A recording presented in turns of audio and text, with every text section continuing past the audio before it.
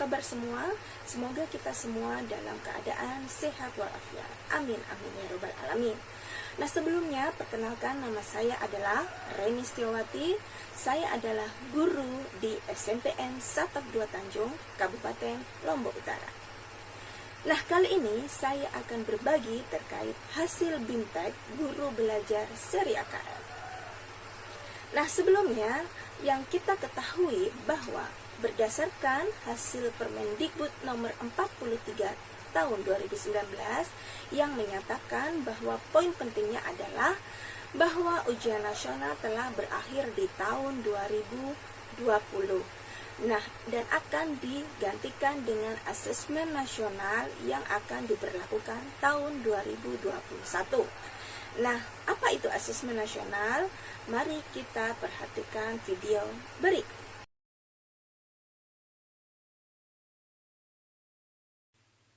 Halo, Assalamualaikum warahmatullahi wabarakatuh. Nah, kali ini saya akan sedikit menyampaikan berbagi informasi terkait asesmen kompetensi minimum.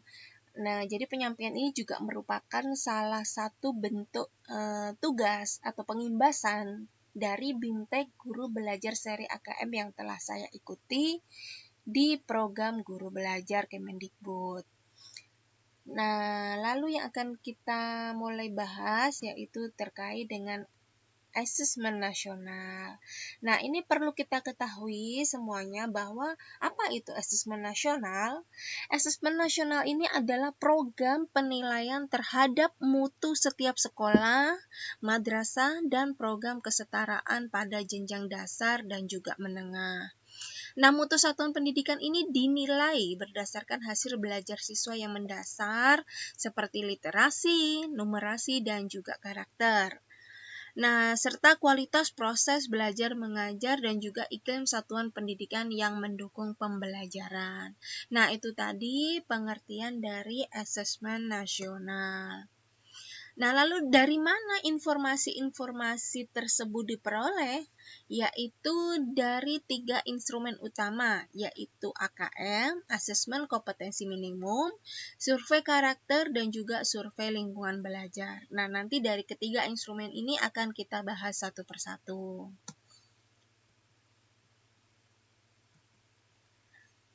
Nah, seperti yang sudah disebutkan tadi bahwa 3 instrumennya ada AKM, survei karakter, dan survei lingkungan belajar. Nah, khusus untuk terkait AKM ini, dia ada 2 kelompok yang akan dibahas, yaitu terkait asesmen literasi membaca dan juga asesmen numerasi. Nah, ruang lingkupnya untuk literasi itu adalah memahami, menggunakan, mengevaluasi, dan merefleksi. Serta untuk asesmen numerasi, ruang lingkupnya ada memahami, mengaplikasi, dan bernalar.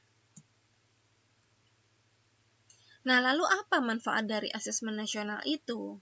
Nah, seperti yang sudah disebutkan tadi, bahwa perubahan sistem ini ya, evaluasi dari UN ke asesmen nasional ini merupakan upaya untuk memperbaiki kualitas pendidikan secara menyeluruh. Nah, jadi asesmen nasional ini dirancang untuk menghasilkan informasi yang akurat untuk memperbaiki kualitas belajar mengajar, yang pada gilirannya nanti akan meningkatkan hasil belajar siswa. Nah, lalu terkait kelulusan. Nah, asesmen nasional ini tidak menentukan kelulusan. Asesmen nasional ini diberikan di akhir jenjang satuan pendidikan. Asesmen juga tidak digunakan untuk menilai peserta didik. Nah, hasil asesmen nasional ini juga tidak akan memuat skor atau nilai peserta didik secara individual. Nah, jadi secara keseluruhan bahwa asesmen nasional ini tidak terkait dengan kelulusan peserta didik. Nah, lalu bagaimana teknis pelaksanaan asesmen nasional? Pelaksanaannya yaitu berbasis komputer dan bersifat adaptif. Jadi pertanyaan yang disajikan itu berdasarkan kemampuan atau level siswa. Nah, lalu siapa saja peserta dari AKM itu? Pesertanya adalah seluruh satuan pendidikan. Namun tidak semua murid dilibatkan, hanya dipilih sampel secara acak. Nah, lalu kriterianya itu diambil dari kelas 5 untuk SD atau MI, kelas 8 untuk SMP atau MTS, dan kelas 11 untuk SMK atau SMA. Nah, jadi setiap peserta ini nanti akan mengerjakan tes literasi membaca, tes literasi numerasi, dan juga survei karakter dan survei lingkungan belajar. Nah, untuk jadwal pelaksanaan, asesmen nasional ini dilakukan selama 2 hari. Untuk yang terkait jenjang SD atau MI, itu ada untuk hari pertamanya ada tes literasi dan survei karakter. Masing-masing untuk tes literasinya 75 menit, survei karakternya 20 menit. Sedangkan untuk hari keduanya yaitu tes numerasi dan survei lingkungan belajar. Tes numerasinya 75 menit dan survei lingkungan belajarnya 20 menit. Nah, lalu untuk jenjang SMP, MTS, SMA, SMK, MA, nah itu juga 2 hari, hari pertama dan hari kedua. Untuk hari pertamanya yaitu tes literasi 90 menit dan survei karakter 30 menit. Nah, sedangkan untuk hari keduanya yaitu tes numerasi 90 menit dan survei lingkungan belajar 30 menit. Itu dia jadwal pelaksanaan dari asesmen nasional. Nah, ini rencana pelaksanaan AKM yang insya Allah ya akan dilaksanakan kelas 8 atau jenjang SMP, MTS, dan kelas 11, jenjang SMA, MA, atau SMA akan diselenggarakan akhir Maret 2021. Sedangkan untuk jenjang SDMI yang kelas 5 itu bulan Agustus 2021.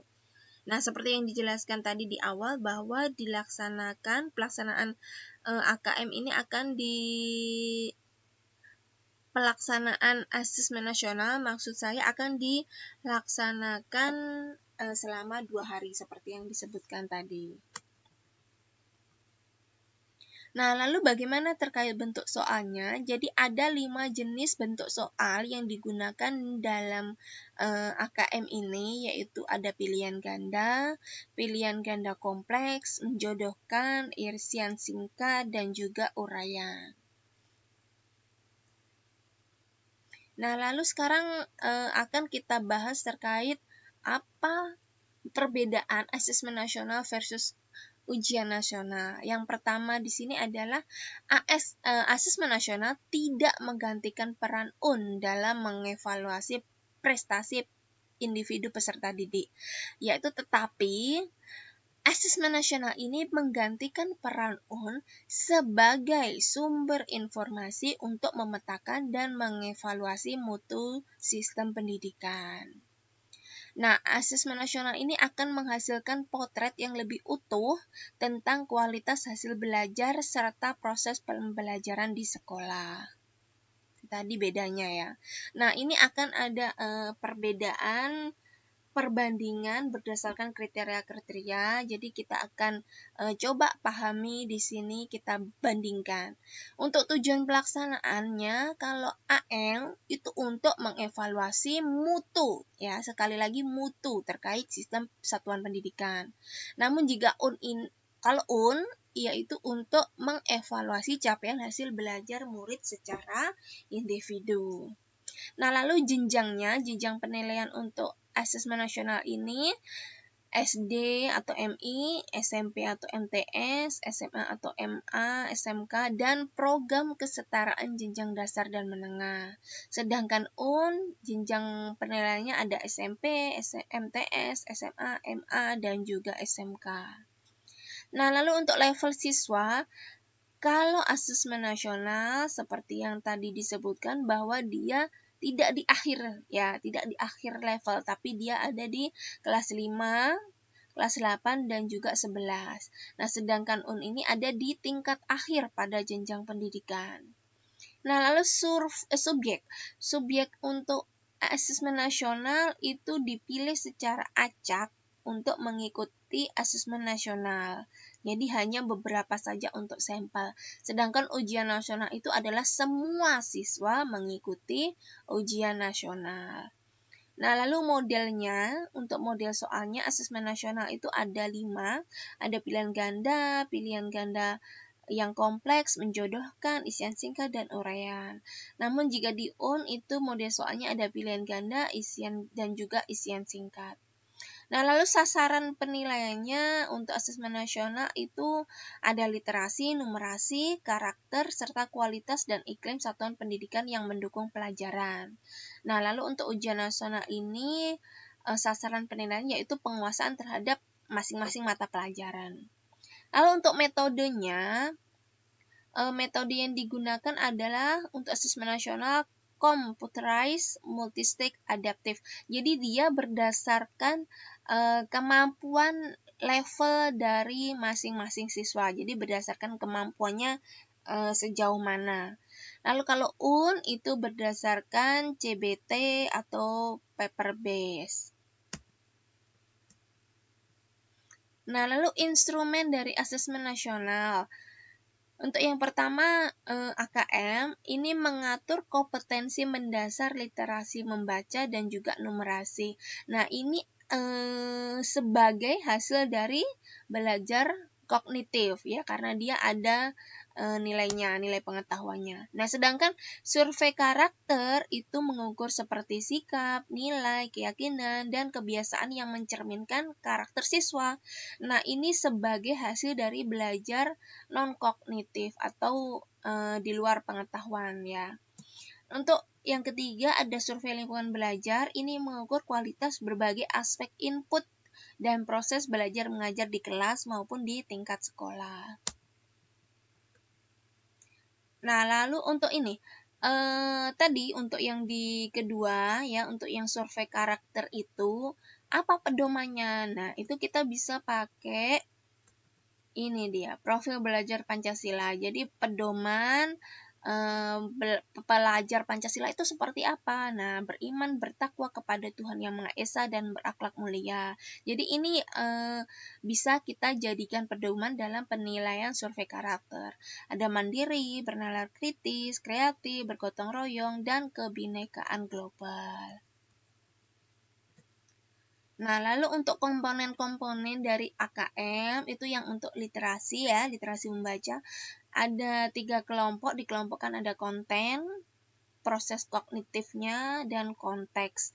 Untuk konten ini ada 2 kelompok yaitu teks informasi dan juga teks fiksi. Nah, teks informasi ini bertujuan untuk memberikan fakta, data, dan informasi dalam rangka pengembangan wawasan siswa serta ilmu pengetahuan yang bersifat ilmiah. Lalu untuk teks fiksi ini bertujuan untuk memberikan pengalaman, mendapatkan hiburan, menikmati cerita, dan melakukan perenungan kepada pembaca. Jadi seperti novel, seperti itu ya. Nah, lalu untuk proses kognitif. Nah, ini bisa dikelompokkan menjadi 3, yaitu ada menemukan informasi, interpretasi dan integrasi, dan evaluasi dan refleksi. Lalu untuk konteks juga bisa dikelompokkan menjadi 3, ada personal, sosial budaya, dan saintifik.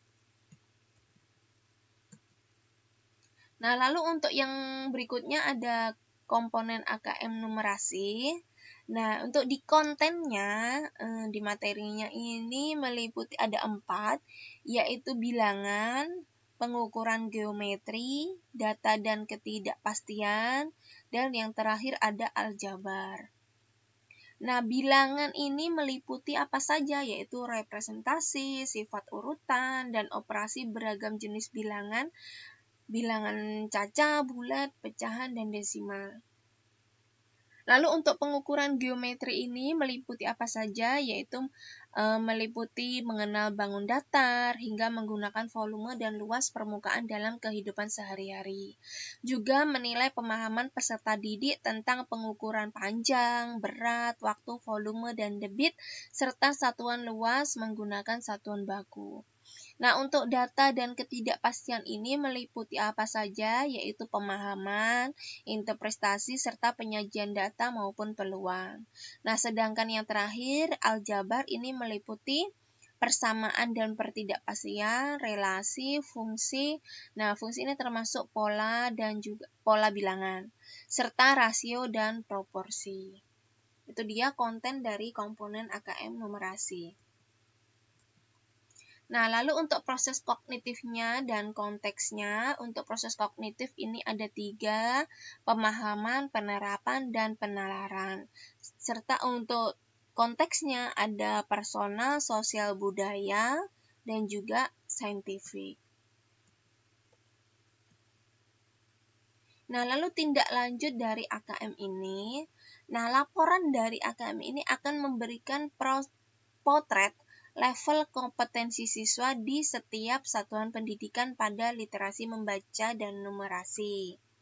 Nah, hasil antar tahun ini dapat diperbandingkan dan dijadikan salah satu indikasi kemajuan proses belajar di setiap satuan pendidikan.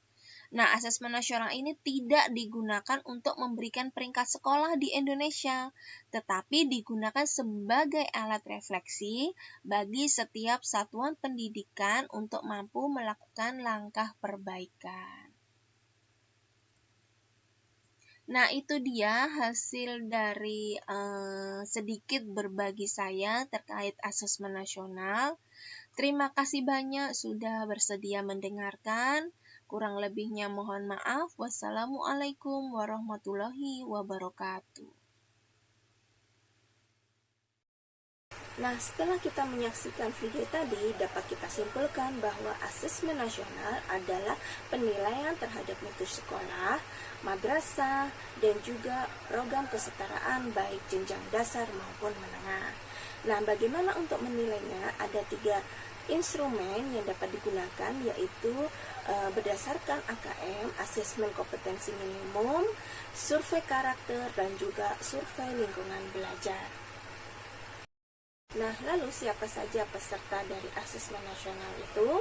Pesertanya adalah siswa SD kelas 5 dan untuk SMP kelas 8 serta kelas 11 untuk SMA. Nah, kenapa tidak diberlakukan di semua siswa? Karena asesmen nasional ini seperti yang sudah kita pelajari tadi untuk mengetahui mutu pendidikan sekolah. Jadi hanya diperlukan sampel yang diambil dari kelas 5, 8, dan juga 11. Nah, ini sudah ditentukan oleh pemerintah dan akan diambil secara acak. Nah, sekian video penjelasan dari saya. Semoga bermanfaat untuk kita semua. Kurang lebihnya mohon maaf. Wassalamualaikum warahmatullahi wabarakatuh.